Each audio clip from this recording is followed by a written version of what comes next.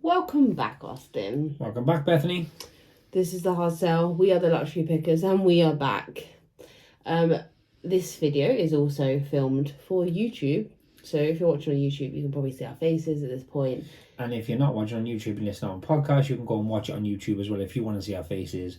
Or if you don't, keep listening this way. Well, yeah. Or heck, what? Do both. Or you could do both. Some people do both, you know. Are you tired? You look tired there, Bethany. Thank you for talking about my uneven complexion and dark circles. Look very... No, I'm just joking. You didn't. Go on. Right. Okay. So this is episode 7, I want to say. It's episode 7. I don't want to do that to myself. I question every time I say that anyway. We've been a bit sporadic of recent times. We did bring out a podcast last week, but before that, there was a few weeks off. And on YouTube itself, we've been a bit sporadical. Could you want to talk about that, or should we just not talk about that? We've just been busy bees, I guess you'd say. We've been busy bees. We are resellers first, YouTubers and podcast second, to be quite frank. You have to draw the line at some point and work out whether you are a reseller or are an entertainer. Oh, that's cool. Yeah, it's true. I suppose it is a form of entertainment. Some people do both. Yep. And that's totes cool, but then business, I suggest, isn't progressing in the same manner. Well, I guess it just depends what you want out of it. I think that's the best way to say it. Yeah. And from our point of view, we've been resellers for a gazillion years now. And as much as we're newer to podcasting and obviously newer to YouTube, it isn't our main income. Do you know what I mean? No. And we, to be honest, it's been really good. The summer's been amazing as regards sales and so on. In actual fact, I'm going to start doing some sales videos and that kind of thing. I'm actually looking forward to quarter 4. I know we're not in quarter 4 yet, and technically quarter 4 is like next month, isn't it? Quarter 4? Yeah. October to December. Yeah, of course, 3 months. But I'm really excited for that. I know, like, traditionally, obviously discussed this in a podcast, quarter 4 is a great time for resellers and the eBay trade and Christmas, etc. Yeah. But I'm actually just a winter dweller. So I'm just very excited. You enjoy the winter. Yeah. Like, as soon as pumpkin spice lattes are in the air, Bethany's all about it. I am that basic woman. Basic? Pumpkin spice lattes, that's like the ultimate American basic. Oh, okay. Yeah. Yeah, you know what I'm saying. Anyway, but I do love a pumpkin spice. I actually love a gingerbread one more, but we won't talk about that right now. I'm excited to sort of like... Basically, I think quarter 4 is a time for 3 months. You just work yourself ragged. Yeah, and I always thought come in kind of like when we started, we've always been doing luxury, but we did kind of veer off initially. We've said it before on our podcast. We did toys and we did games and kind of everything. Every reseller does in their kind of career, if you want. And I always thought like that was like the dream time for that kind of thing because of children. But believe it or not, adults buy gifts too. It's like the dream time of year for everyone. For everyone. It's quite normally why this year we decided to go to Lanzarote in February after the whole like it was just a long old but trek. Then we've missed a foreign summer holiday because we took it early. Yeah, it's true. To try and maximise on how much work we did this year, and to be honest, I'm regretting it hardcore. I feel like I've missed the summer due to work. Like the fact that we, like you said, we haven't produced more as regards content, video and audio, I guess, is down to that. By the same token, we're here now, and we are gonna kind of soldier through it, as the case may be, and kind of bring you up to date with everything that we've been doing and what's going on. So Wheel 7 is we're going to crack right in and just hit you with the hard stuff. We're going to go into fakes, bootlegs and counterfeits. Now, this is such an in-depth conversation, I can't even begin. Yep. Like, I'm just looking at you thinking, actually, God, where am I going to start with this subject? And I don't necessarily... Everyone knows us sort of like... If you're listening to this, you probably know us as the luxury pickers, and our specialist area is luxury, women's wear, menswear, and... designer wear in general. Just generally. But there is a very sort of like grey area around counterfeits, fakes, and bootlegs. They're all very different things. That's what I'm talking about. Yep. And I'm just going to touch I'm not looking blankly, I'm listening, sorry. I'm going to touch on briefly a little bit of authentication in terms of the eBay authentication service and what it means for the different categories of fake items. I think fake items fall into categories. Okay, so let's start with the categories then. So we use the word fake or copy or whatever, however replica, whatever you put in, but there's actually different terminology for different types of items. So I'll go first with one I can come up with then, okay? So I'm going to say something which resembles loosely a style or something which not necessarily has, it doesn't have the label in it. It doesn't say, for example, a Novacek style shirt which doesn't have a Burberry logo or label. So we call that a dupe. Yeah, okay. So it is a copy of a something to look like something. And most clothing items, to clarify, are probably at some point or another dupes. Even if that were, we've had this conversation before, even if that were runway pieces from years and years and years ago, the reason... Also, every high street chain in the UK makes dupes.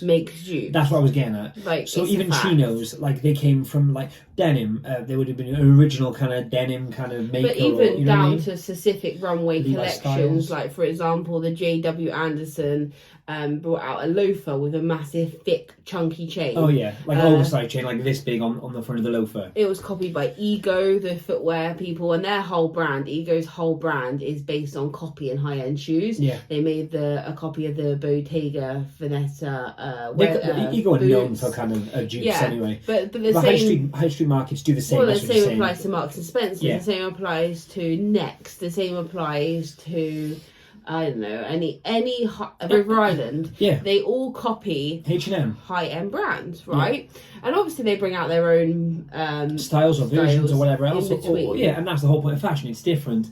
But a lot of the things which are kind of available via those stores are usually a watered down or a slightly changed or evolved version of something which is being seen at some kind of higher end fashion house. And please note as well, when you're listing these items, if you come across something that is meant to look like something else, if you put like Chanel style in the title, it'll get flagged or get borrowed or whatever. Just because you've got a quilted leather bag which looks like a Chanel bar the logo, and it's not trying to be Chanel, but as soon as you mention that name or that trademark, you're kind of infringing on their trademark, I guess. So you've got things that are made to look like other things in terms of style, pattern, but aren't branded, trend, and aren't branded. So then you've got the direct fakes, so which will have a fake Burberry label or have a fake Chanel label. Now, in my opinion, on a fake, just as regards a word, I know we use it at the beginning as a kind of a roundup of everything, and I think that's the easiest, most user-friendly word. But when I say fake, I think of something which was never produced, or the style or particular item was never produced by the label in the garment. So for example, would be like a Burberry shirt with a massive logo with a particular style, and that actual style was never produced by the brand. Yeah, so there's a lot. This happens a lot with, in my personal opinion, this happens a lot with Mulberry. So Mulberry was one of the fastest sort of like faked products in like the Turkey markets and the foreign holiday markets, because their leather goods were very, and also a degree, but they're very simple in terms of design. It's very like quintessentially British, English, countryside. And this kind of bloomed with the hobo bag trend, didn't it, really? And they started doing a line called the Daria line, where you sort of saw the plaque most prominent, and it's a big circle plaque with a tree on it. If anyone who doesn't know, that's how you kind of differentiate anything with Daria is that large plaque which looks like a porthole with a tree and leaves. But they've started making bags that, like, for example, there's a Daria clutch, which is a very classic fold-over leather clutch. It also came in suede, etc. And then it had the big plaque on the front, and they started doing them with straps. Now, as Austin just said, that bag was never made. So that is a sort of fake, reimagined item. Yeah, and that's when I say fake, I mean something that is totally... There's not just a few details off. Like, if you know what you're talking about, it's a bag or a piece of clothing or a shoe which was never made. It just happens to bear a style or a label of something which you would kind of know as a designer or a luxury brand. Yeah. Then you've also got the A-class fakes, which are the super fakes, which, believe it or not, and we talk about this quite a lot in general life, but there are counterfeit handbags. We talk about handbags a lot because it's one of the most counterfeited areas of luxury. There are counterfeited handbags that have been done to such a standard that it is really, really hard to tell. Like, it would take agreed. a long time to sort of go through every inch of the bag, and this happens a lot with Hermes Birkins, with Chanel, anything Chanel. This is like a super clone. And when I say that, if you Google super clone, everyone will say they're fakes or super clones, or they're like triple, whatever the terminology they use to kind of sell that product. But what Bethany's talking about is, if you saw photos, very rarely, a lot of the time, the photos are they are photos of the item you'd receive if you bought it from a website, or you bought from a fakes market, or however you'd buy it. But what they are is they would be very hard to differentiate in just a photo. In hand would probably be a totally different story, and we've seen quite a few which, when you get them up close, it's totally different. But when you're just talking about maybe stitch count or font, or like, these things are instantly recognizable to anyone who knows them. By the same token, if you're not sure, and you're not sure of the maybe if you've ever seen an authentic version of the bag, or what it should look like, or what colours or textures or patterns or threads are used, it gets a lot harder. And they are very expensive to buy. So you're talking, you can pay upwards of $1,000 for a super fake Birkin. You can buy what they call handmade fakes. So Birkin bags is like the epitome of, for a lot of people, the epitome of the luxury bag sector. They can go from anything between 10 to 15,000 pre-owned, which they used to, not so much anymore. They're a little bit higher than that, maybe 20, 25, right through to, almost $1 million, depending on the bag, the hardware, and the leather or skin is used. So these are obviously very, very sought after bags. Now, you can pay £1,000 in that term seems madness for a fake, but these fakes are almost, they're 90, I would say 98% there. But for a lot of people who have never encountered a real bag, which, to be fair, for most people they haven't. It's not something, we've seen a few obviously doing what we do, but I'll be honest, compared to most other bags, we've seen a lot less than anything else, because they're so rare. Authentic, I'm talking about. You can see fakes pretty much anywhere you choose to look, but these are handmade, and also they use the very, very finest materials in the same respect. They're not the same, but very, very fine materials for these bags, and that is a problem. Yes. And then you've got, then we start going into grey areas. So bags and accessories that are being made out of authentic goods. So, for example, DJ Khaled I call that customs. Yeah, DJ Khaled had a silk bomber jacket, which was made out of Guiard scarves. And Guiard called him out and said, "This is not our product. It is not authentic. We'll insert it here." And DJ Khaled said, "Look, it isn't. I made it. I'm not saying it is. I made it custom. I had it made custom from your authentic scarves." And Goyard removed their comments. So saying it's a fake, for Goyard to say, they actually removed their comments, officially, because they were counting that he had a counterfeit or a fake or whatever you want to call it. Well, it wasn't. It was, if I buy an authentic Louis Vuitton and split it down the middle and put it on my head, it's an authentic Louis Vuitton piece, however you look at it. Now, is it something that they made? I think their point there was the fact that they never made it, so they don't classify it as an authentic piece. Now, that, once again, as you just said, which is a great point, that's where the grey area comes in. Because we saw recently, a lot of eBay resellers are advising other eBay resellers to be able to sell fake trainers on eBay and get through the authenticity loophole, is to put custom in the title. Custom implies that the shoes will not be in their original state, therefore they will be harder to authenticate. And this sort of is a loophole on eBay. It's also illegal. Yeah. Whether you have any moral high grounds or not, that's completely up to you. What you're saying isn't good or bad. You're saying that's a fact. That's illegal. Fact. Counterfeit or fake goods are illegal to sell, especially when they're not actually customs. Yeah. So if you're going to put Nike Air Force Ones custom, and they were a regular colorway, which you could get in kind of JD Sports, for example, but they're just fakes, effects. You know, simple. But when you're listing, so if you've had a bucket hat made out of a Louis Vuitton towel, some people are doing that. Yeah. Then you need to list it as you need to list it as a custom Louis Vuitton piece. Yep. And I would suggest when you write your descriptions, you write the credentials of the piece. There are people that are producing these pieces with huge expertise and backgrounds and recommendations, sort of things. If you're buying it off Depop and someone's told you it's a custom, for me personally, I mean, you can do what you want to do, but for me personally, I'd ask for the history of the piece, because once again, you're going back to that loophole of someone just putting it as a custom and you assuming it's made from the canvas of a Louis Vuitton bag when it might not be. I would also say that the problem comes then is obviously with authentic piece, you can kind of, there are, like I said before, there are some rules you can base it on loosely, but every piece is different, to be quite frank. Age, what kind of collection it was from, fabrics used, or what materials used.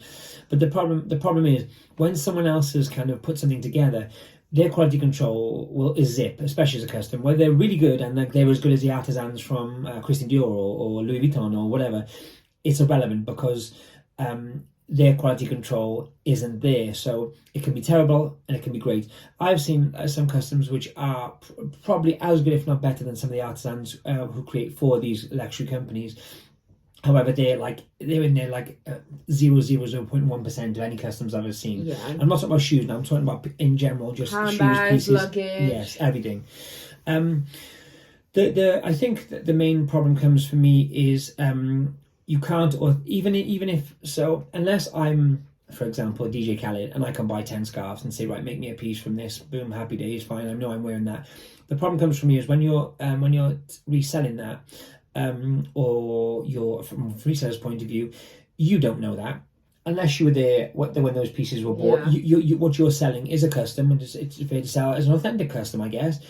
But if you don't know that, you can't really say that. So I think that's where you couldn't send that for me to authenticate.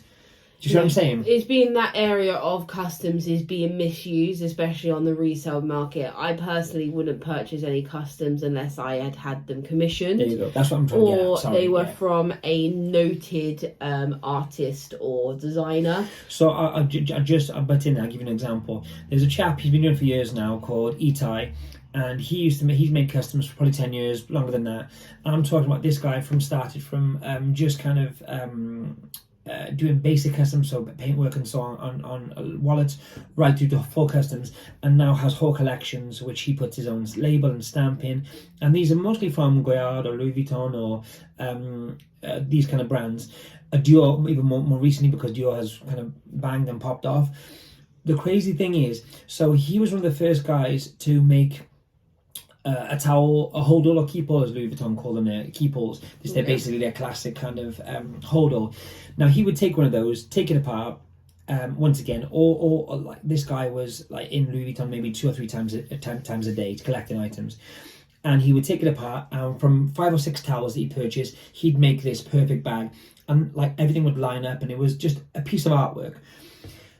Within about 2 or 3 years of him doing these, he was hit with a load of lawsuits and just carried on doing it because there's nothing illegal about it. No. You're not saying you're buying a Louis Vuitton bag. I'm buying the product legally. It's a authentic product. Anyway, what a lot of people got at, and this is kind of, I guess, quite unpopular to say, but then about 2 or 3 years later, when Virgil Abloh was in power at Louis Vuitton, he came out with almost identical towel keep-alls.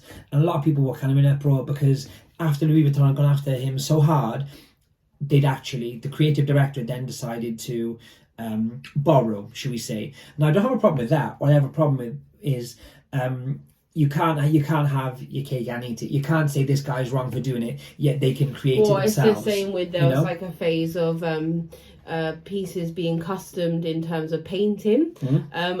I've had one of my bags painted, and the bag previously was damaged. So the painting covers the damaged nature of the bag. However, as soon as you paint a bag, and I'm fully aware of this, as soon as you paint a bag, their value is gone. Yeah, decreased. Because it's personal.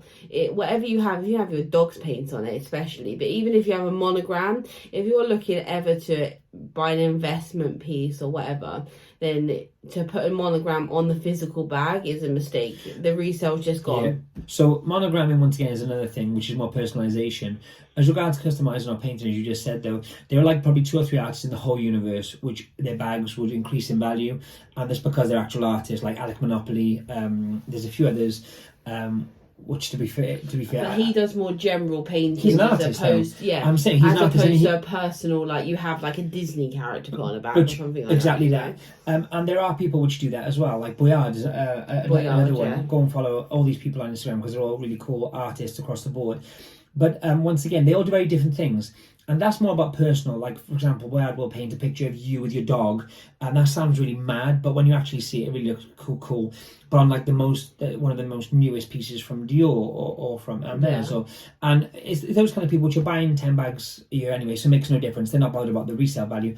But for us, what we're saying in the resale world, you need to stay away from those for 2 reasons. One, you don't know the quality of the work, and 2, they just don't sell like the original piece would. If you're ever finding them or you get offered them, I would definitely slash your price offered majorly if it's got any kind of monogram on it. Although, if anyone has any BS monogram bags, let us know, because I might know someone who might like that. That's the thing. Unless that's your initials.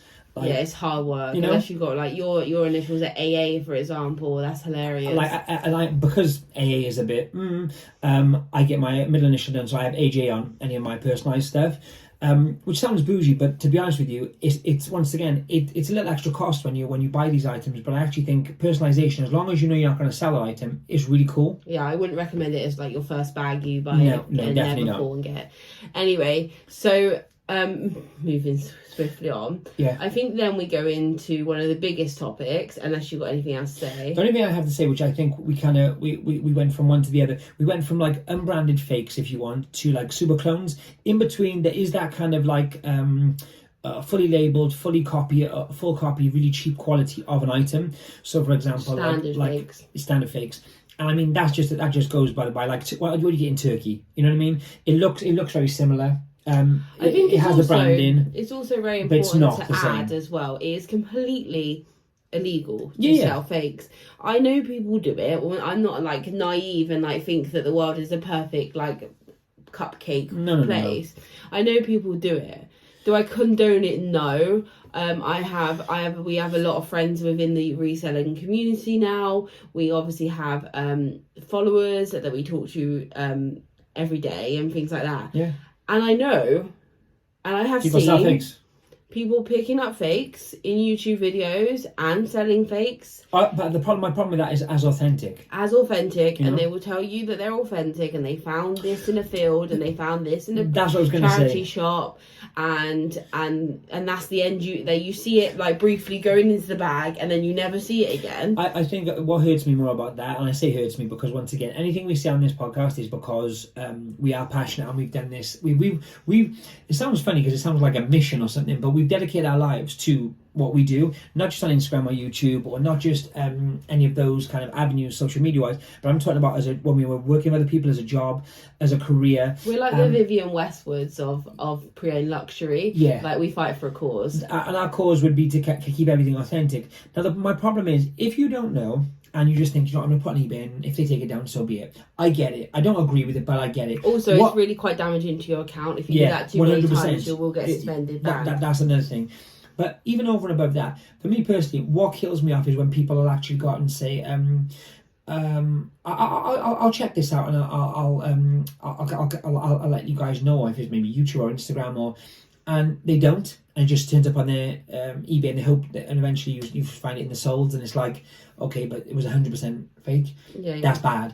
And you represented it not only to the buyer, which I think is terrible, but also to everyone watching you. To be fair as well, and we keep it 100% here, 100% real. There are YouTubers that have double eBay accounts, and they show you their finds in YouTube videos, and then they put the fakes on a different account, so you can't see how much they sell for, you can't see where they go, because they know that they're not authentic. I'm not saying having multiple accounts is bad, although we technically are supposed to. I'm not saying that. What I'm saying is having multiple accounts because you're trying to be sneaky with a certain realm of product.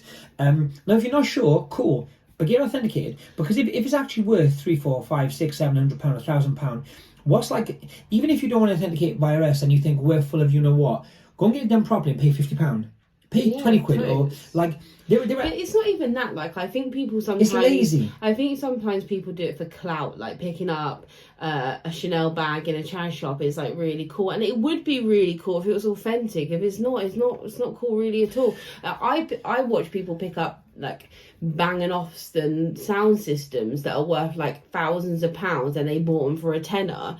I watch it and think that's bloody rad. It's amazing. I don't think like they're any better at reselling, but for some reason the luxury market is like a sign of, like, if you find Isabel Marant, you're like top of the ranking, you know. Yeah, I couldn't agree more, and that goes back to, I think that goes back to us a little bit. Not someone asked on Instagram the other day, well, how do we get into it? And I said, you know what? I said I'd never been in retail before in my entire life, but I was like, when I decided, and once again we met at Mulberry, but when I started to go into retail, or thought about going into retail, the reason I went straight into luxury was because why wouldn't I?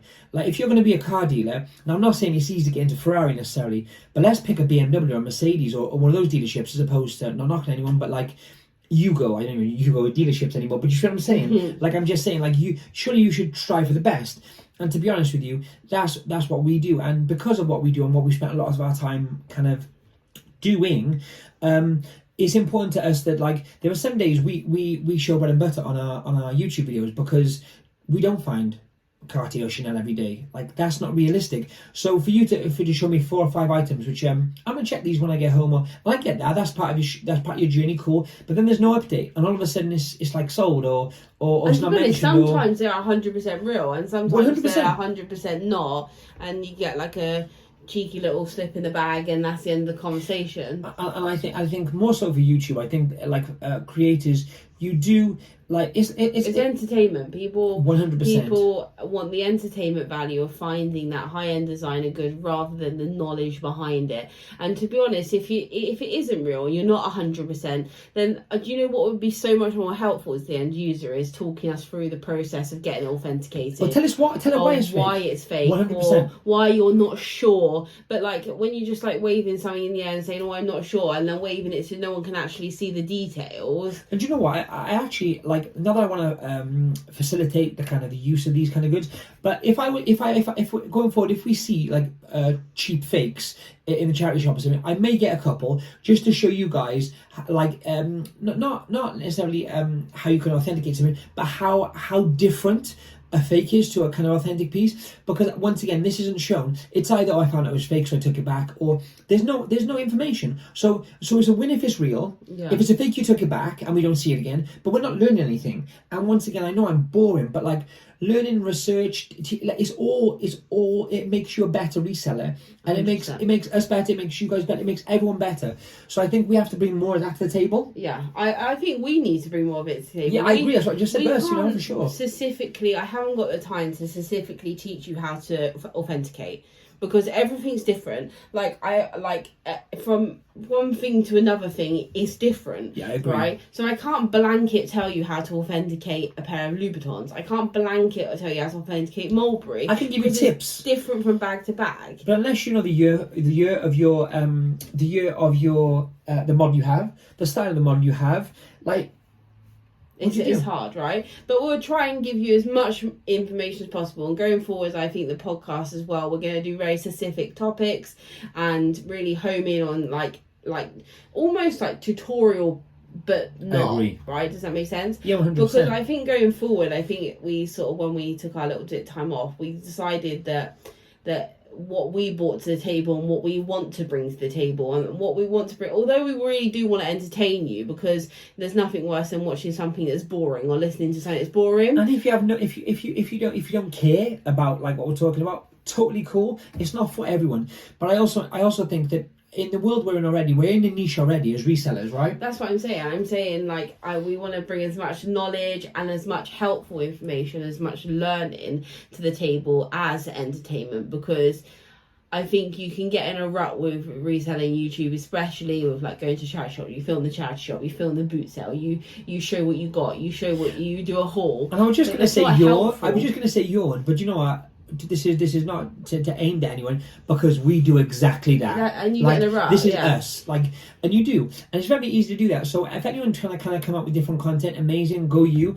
But I think for us, with what we do, and more so our niche specifically and our area of expertise, if you want, it is on us to push that movement forward, we get asked all the time about packing. Yeah. And I always think, I can't do a video on packing, that's so boring. But we could do a podcast on packing and talking about sustainable options and talking about different things you can do, tips and tricks of where you can find materials to pack, how you should pack, time frames in which you should pack, dispatch, all that. Yeah, so you could alter the way you do it. 100%. Anyway, getting back to the topic. Where were we? I was going to move on to my most favourite area of this situation. I know what you're going to say. Bootlegs. Bootlegs. Okay, go on then. Right.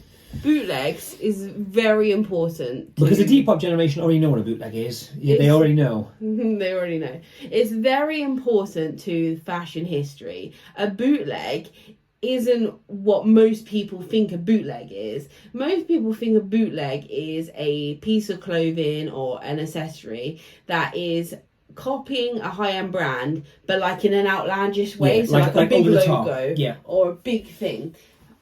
Can I do the history of the bootleg? Hit me, Dan. So the most important thing about the history of the bootleg, and I'm not going to obviously talk about the complete history, I'm just going to do a little synopsis, because obviously otherwise we'd be here for 74 hours. But this is why people on Depop class a bootleg in a different way that we would. So there's a thin line between custom and bootleg, and that's also very important. But the bootleg movement was started by a man called Dapper Dan. Dapper Dan lived in a sort of more poverty-stricken area of New York. And he admired the brands.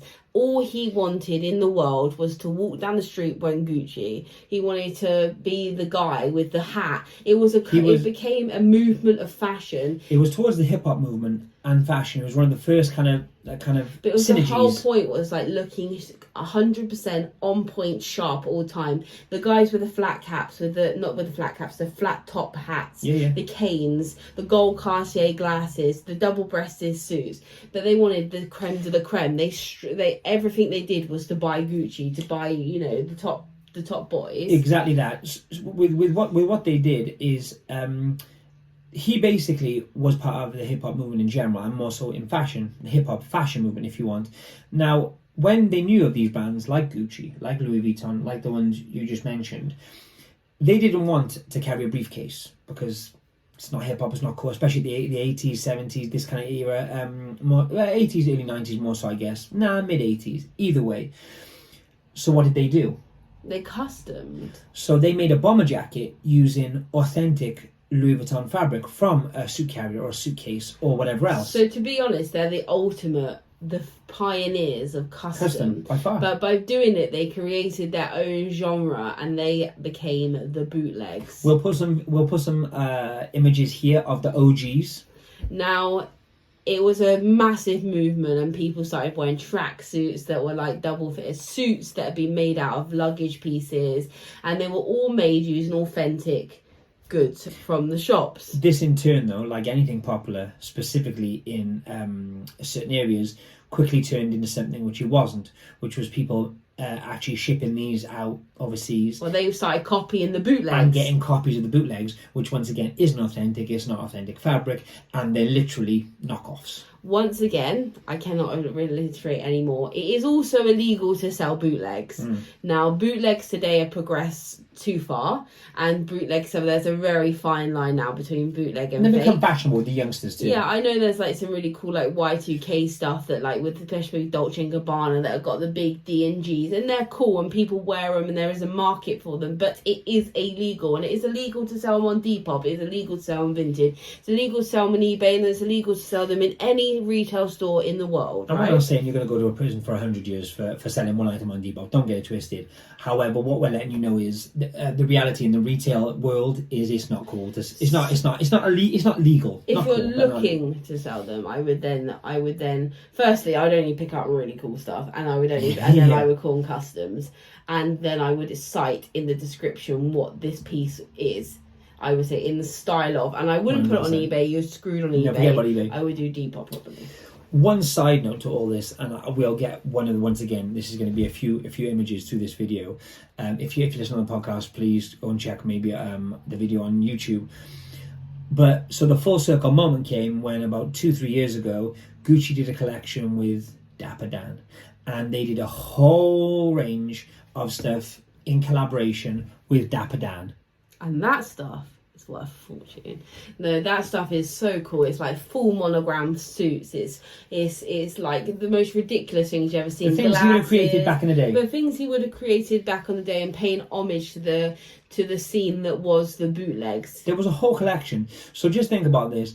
So based on the fact that these were bootlegs, but they weren't recognised at the time, they were probably looked at and down on, and kind of but in the whole kind of 20-30 years that this has happened, they've actually now released whole collections about these. So they're important. What Bethany's trying to say is they're important pieces to fashion history. They're not, when you say bootleg, don't be like, oh, it's just a bootleg because it's a Lacoste t-shirt you bought in Spain for €4 and it's got a big crocodile over it in oversized multicolored print. Yeah. Like, I get what you're saying, but that's more of a knockoff to me. Bootleg has a whole history, and the bootleg boys, they were knocked off.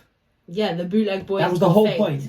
That was the travesty of the whole situation. And basically what Gucci did over the last few years, and I think they still got pieces right now, but they paid homage to the fact that what he started in New York was out of pure appreciation for the brand, and it was to showcase the brand in the highest sort of respect that they could. They were up here, the brands to all these people and all these kind of guys, girls, whatever, who were at the time looking up at like, okay, so the best car would be at the time would be the Mercedes or the Lexus, because in New York that's what people were driving at that point.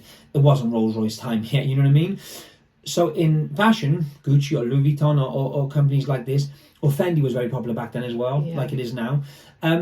They would like, so okay, how can we make that? Because once again, I'm afraid they didn't have visionaries like Virgil in some respects to make streetwear and kind of coincide that with... It was the original luxury streetwear. Of course it was. That's the whole point of it. And if you can find an original piece from Dapper Dan...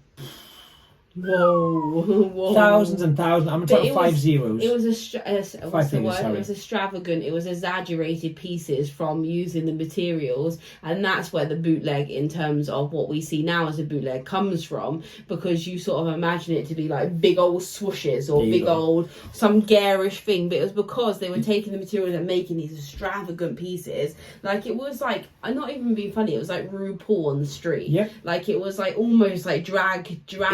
It was almost silly to the point of being like if you think Logomania is mad now, back then it was insane. And just a quick note on this kind of whole history trip, if you will, into this kind of stuff. Then shoot forward to early 2000s, and people like Nelly, Lil Bow Wow, or Bow Wow as he is now. These guys would have custom Air Force Ones, custom suits to match their Air Force Ones, with, once again, authentic Gucci fabric, authentic Louis Vuitton or Burberry fabric. Burberry was big in that kind of era as well. They had Timberlands made of Novacek fabric. They were authentic Timberlands. They were authentic Novacek fabric. They were authentic pieces, but they were bootleg. And that, once again, that kind of closed the capsule until Gucci revitalised that officially. The problem is, as resellers, as much as that is the most, one of the... a really important part of fashion streetwear history, especially within the luxury markets.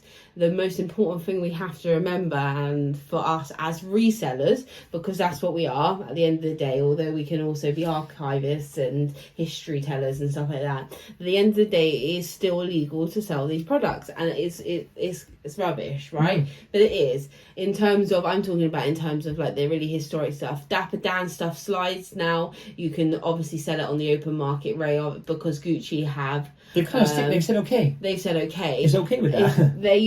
If they're using the brand's, logos and stuff, and the brand's going, yeah, cool, that's fine, then okay, that's your permission too, right? But if it is still, people fighting to get like, I know, for example, Dior fight very regularly to get their monogram off of things. Oh yeah. You can't resell it. I mean, it is technically a custom, but it is a custom infringing trademark, rights. Yeah. So when we talk about customs in terms of like if you have an Air Force One that you painted the swoosh green, right, that's a plain custom, right? If you then put a Dior swoosh on the Air Force One, you are infringing copyright. That's another great example Bethany leads to, and I'll finish this kind of section there then.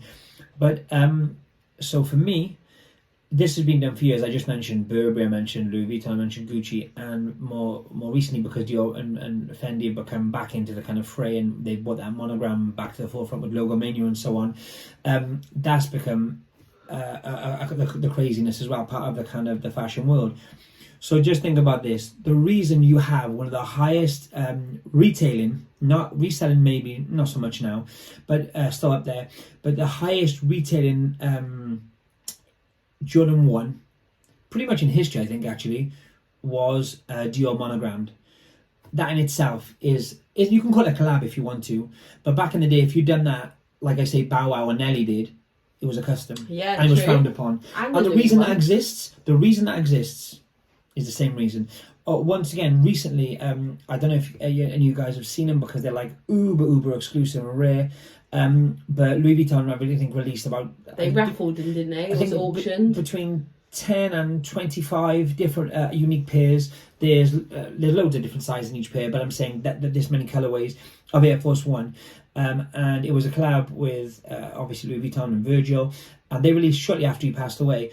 But those, once again, they never would have happened ever if it wasn't for those things happening historically and not kind of coming together at one point or another. Simple. You just didn't have it. Fashion culture is very important in reselling, and I know a lot of people like to see like, I picked up this and it sold for this, but at the end of the day, like, if you're specifically selling fashion culture really does play a massive part in everything, because trends come around and go. For example, Miu Miu have just re-released the iconic satin ballet pumps. Yep.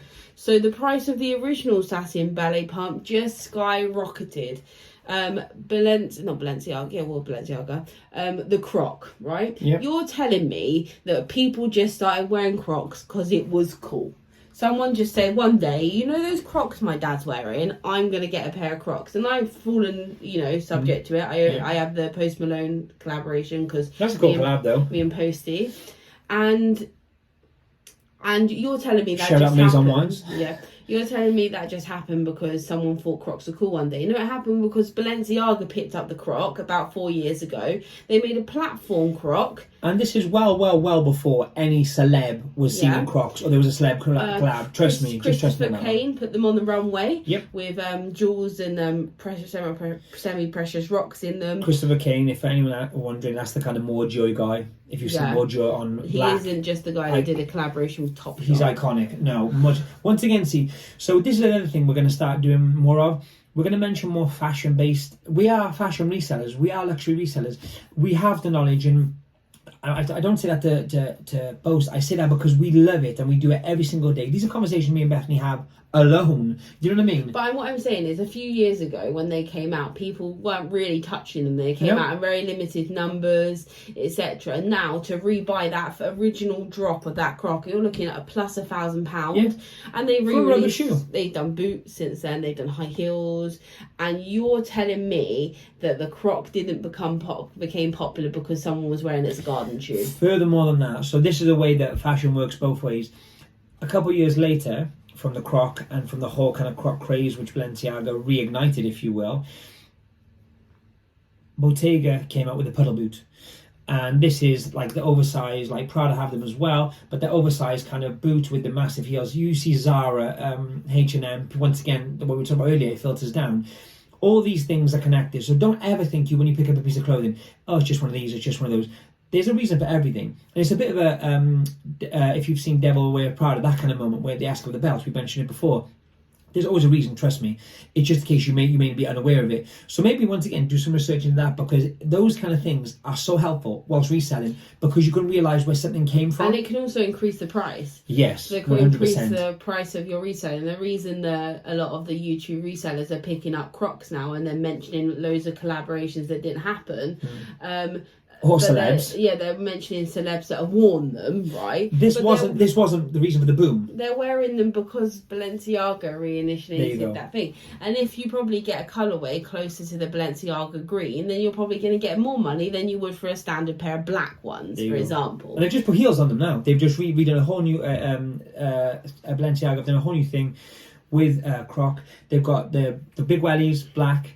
They've got the heels. They've got everything. That's also the reason that, for example, Balenciaga introduced the triple S. Everyone laughed, right? Everyone laughed at the chunky shoe, right? The trainers. Then Gucci released a chunky trainer, right?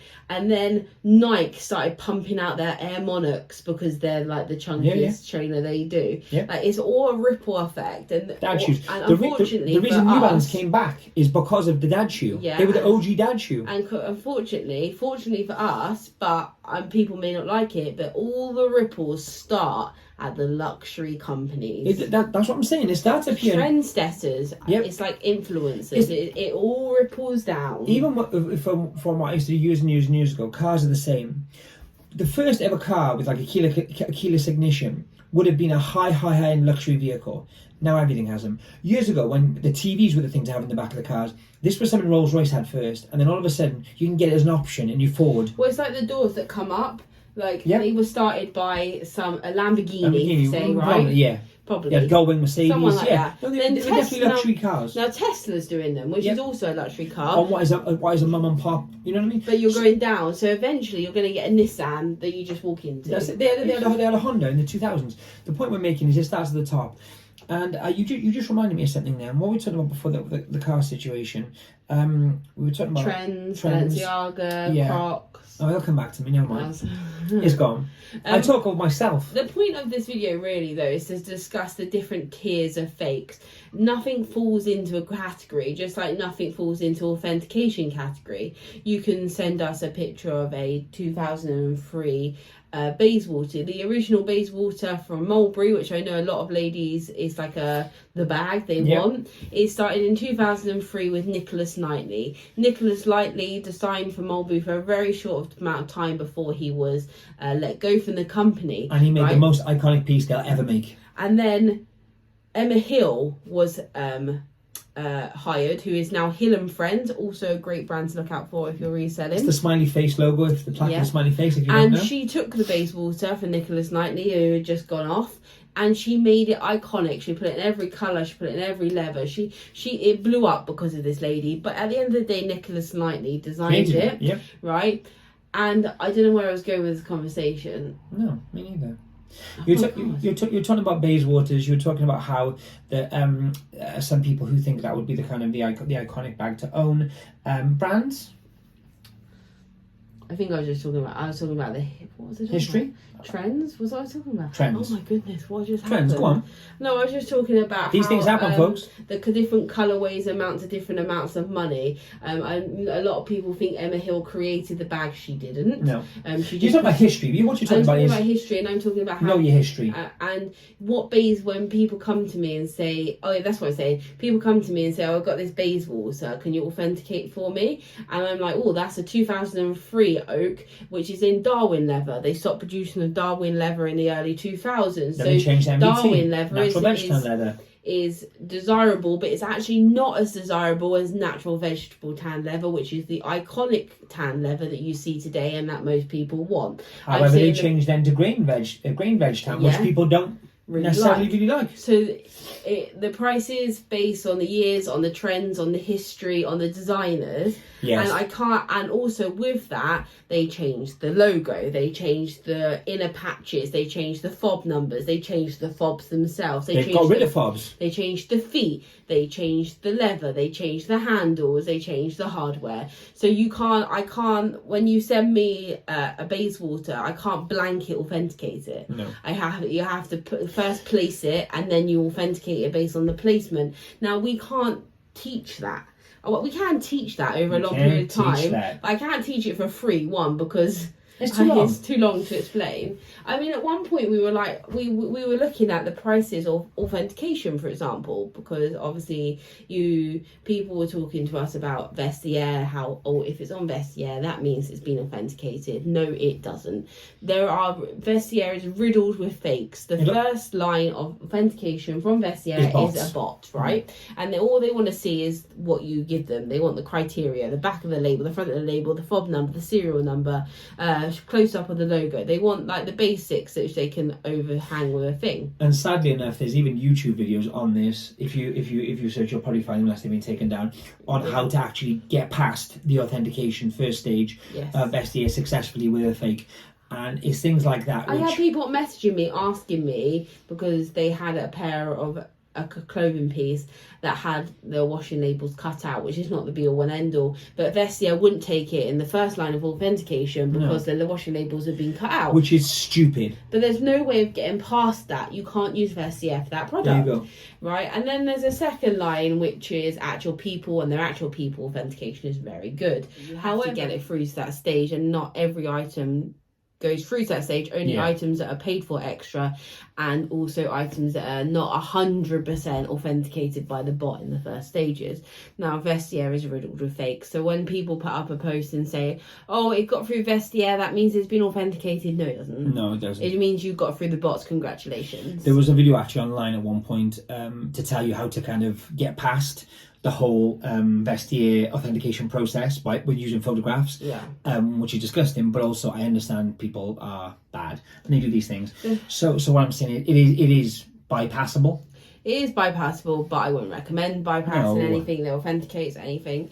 I mean, the thing is, like, nothing is cut and dry, and like you see people on YouTube and things like that saying, oh, that's a fake, awful fake. Well, tell us why. Let's all have a learning experience, and we're going to work on it way more in the future. Is everything's a learning experience. Tell me why that thing is fake and why you wouldn't pick it up, and so people can learn. I think that one of the biggest things is, I don't know if we've already talked about it, but like with the Stone Island brands and stuff like that, the thing, it does really vary from like a vintage piece to a new piece, and you can't categorize them all in the same pot. So tell us why you wouldn't pick up that Stone Island for £50 even though it retail for £1,000. And the reason a lot of the time people don't is because they're unsure and they guess, and that's fine, but then just say that. Say, I'm not really sure, so I'm going to leave it. Some people do say that. Great, happy days. Oh, look at that, that's a fake. And I'll be honest, if I wanted to cause issues or beef, I'd post their pictures right now of those people and show them exactly why they told me it was fake, and I'll tell you why it's real and it's authentic, you know? So I'm not trying to be a smart ass or cause beef, but what I'm trying to say is, if you're sure that it's fake, let us know why. Bethany recently released a TikTok on a pair of trainers which were £230, £250. £280 in a charity shop. And the actual shoes would have been about £300, £400 maybe on StockX-ish. Oh, no, about £580 now. On StockX? Yeah, depending on size. So $350, $400 maybe on eBay. StockX is usually more expensive. So okay, 5, 6 StockX. The point I'm making is these were total fakes. They were bad fakes. They had a box. They were fakes. Simple. Bethany called out on TikTok, and we had a message from someone who knew the shop and knew who was in the shop, and they were removed. They were the ragman and blah, blah, blah. Now, I'm not saying that every shoe should be necessarily ragged or, I don't actually think they should be ragged. I actually think they should be donated for someone to use. There you go. If they choose to use them, because there are people in the world without shoes. 100%. So I'm not necessarily, I wanted that to happen. What I'm saying is they shouldn't have been on sale for 250, 280, whatever it was, pounds. That's like, what. Without. Even if they wanted to just put them up for like a Nike price, like put them up for like £10 and to have someone just enjoy them. They were marked as sold as seen also, which is a massive red flag when you're paying that much in a charity shop, because that proves they didn't know they were authentic. But they hadn't been authenticated. No, they hadn't been. Well, they wouldn't have been because they're fake. The person asked me, how do you know they're fake? And I literally just sent a screenshot, and they're different colours. Once again, if you understand or you see or you know, great, but explain why. Like, it's a massive thing for me. A lot of people are also like, well, Betty or Jan at the charity shop, they're old dears, that of course they're not going to know, then don't put them out. Or, on the flip side, leave Betty and Jan do their thing. What I'm saying is, if you're on YouTube and you're making money on YouTube, and even if you're not, but you're putting videos out at this point, and you're telling people and giving information, at the end of videos you're saying, I hope you learned something or whatever else, like we do, tell us why though. why are they fake? Like, why are they bad? Like, why are they good? And if you don't know, that's fine, but just say that. Don't tell me, oh, it's fake, I'm not going to leave those. Tell me why. I have to say, people are very keen to clickbait with luxury goods. And obviously we do it all the time because we're the luxury pickers. But people are very keen to get more views to their videos by, oh, I found these and I found that and I found this brand, I found that brand. Well, teach us about it. Let's have a little teaching session, because I think, I said it before in the video, I think the greatest thing we took from having basically a month off, really, is a month off YouTube. Not live. I wish. Is that the most important thing we want to give to the community, and the most important thing we want to give as like the luxury pickers, if you will, is knowledge and experience and learning and entertainment also within the process. But I think the most important thing, especially when you're putting yourself out onto the internet and talking about such a serious topic as, I'm not talking about it as in it's so serious as like world hunger, but when it comes to like illegally selling goods, it is quite important. I think it the can be knowledge account banned as well, so that is important. If you're a reseller, that's a big thing. Yeah, I think we need to give as much knowledge as possible, because if someone watched us and I just said, oh, these are real and blah blah blah, and then they went to a charity shop, found the exact same thing, and they put them on eBay and they got a Very and their account taken down, that's my bad. And that's someone's living though. So that's why we take it so serious, and people still get over yourselves as shoes. No, it's not, because what hopefully we're doing is here to help and educate as best we can, or just maybe just want to check it on a video on just to laugh at us or whatever else, I don't know. But what I'm saying is, why I say it's important is because if that is someone's lifeline, or that's paying someone's bills this week, or paying for you, whatever, it doesn't matter. If it's making money for you, or it's your business, or it's your side hustle, or whatever, you should know why and what you're doing. Yeah, it's not just about the authenticity of the item. It's also asking the why, the where, the who, the what, the why, and we do that in every step of reselling. If eBay says I'm taking 2% more fees from you this month, you're asking why. Because you want to know, because it's important to your bottom line of your business. 100%. And I respect those people that do say sometimes, I'm not sure, I'm going to take them anyway, 6 quid, 5 quid, 10 quid, £100, whatever, and I'm going to take the risk. Now, as a business person, that's your risk. Well done, you. But like I say, I'll reiterate what I'm saying is, I can't deal with the people who tell you, oh, I'm going to grab these are authentic, wicked, great, or these are fake, or I'm going to leave those flippantly. Whether you're right or you're wrong, tell us why though, because sometimes I feel the reason you don't is because you don't really know whether they are fake or whether they're authentic, and then it's a kind of we're in a grey area of there you go. Bad. And when you're giving information, you're giving your videos as kind of informative and as gospel, then I'm afraid that needs to come across. And this, I don't want this to turn into a rant about other people, but I also want to say that because we spend so much time, effort, if we're spending time doing that, is I'm making less doing what I should be doing.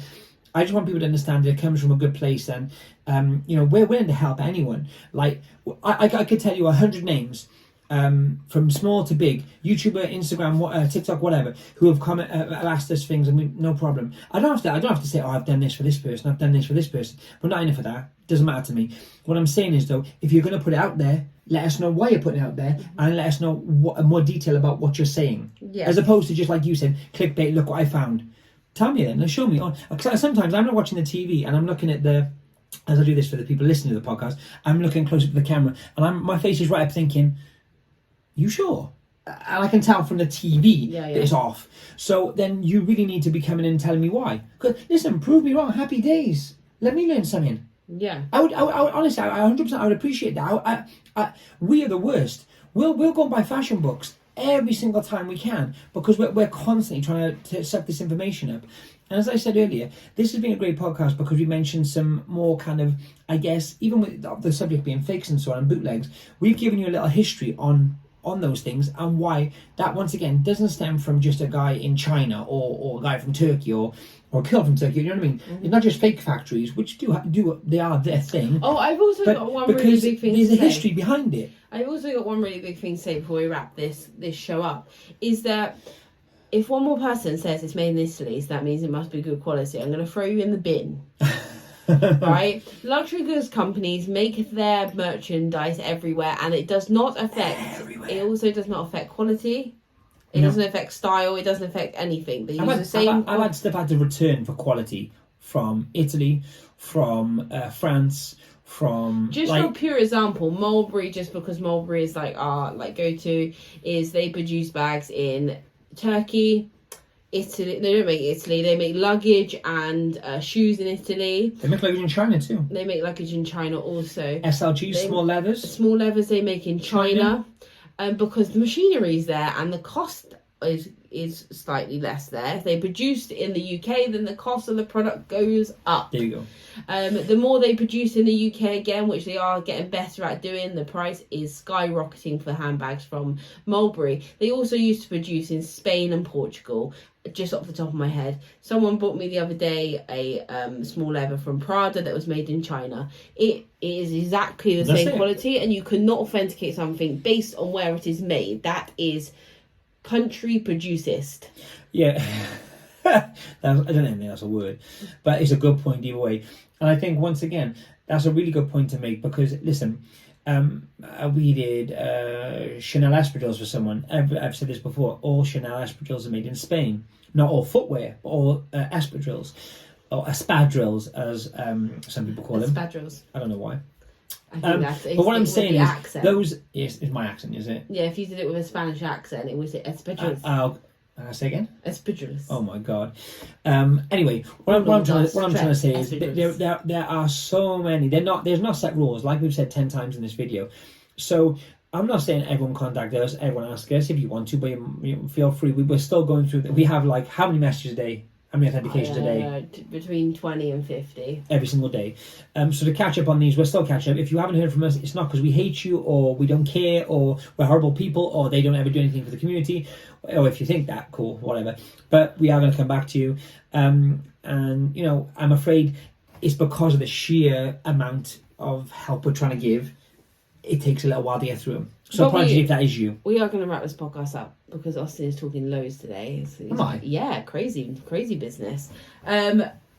We still are offering free authentications for the time being. Oh God! If you really like us, you can super thank us on YouTube. Is that a thing? Yeah, we got that now. What does that even mean? So on the bottom of all our videos, it's so funny. I was going to say about it on Instagram, and I was like, does that sound like really poopy? On what? But anyway, at the bottom of all our videos, there's a heart with a dollar sign in it, and you can click on it and you can donate like £1 to us. Amazing. Yeah. So it's like a super chat. It's super chat, but on all our videos. So basically, pay us and give us lots of your money every day.